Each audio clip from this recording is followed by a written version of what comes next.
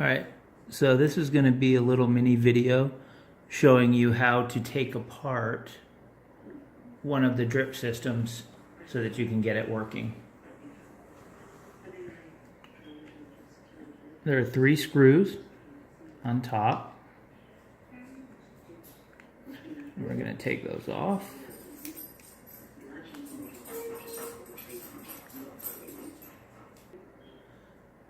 Okay, so I've removed those 3 screws and this just lifts off like so.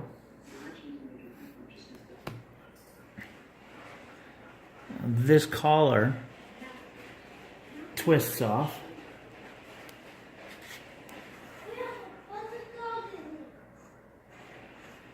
like so.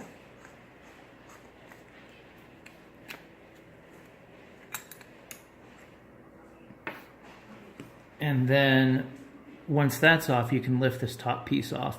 You do have to be very careful because there is a seal. This is the original seal from 40-something years ago. So I really don't want to break it. You can see the seal here. When you put this back together, you have to make sure that that seal is perfectly seated so that you don't get any leaks. Okay, so that's going to allow you to get inside. Now I am going to make a mess. I'm going to put a paper towel down.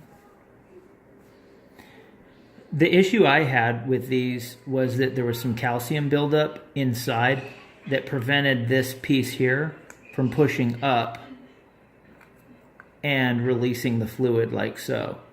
So it was extremely stiff. So what I did is I soaked it in this whole lower section in CLR, loosened it up, and then I took this apart. See this section here just spins off like so. That's going to reveal a spring, and you'll see another gasket.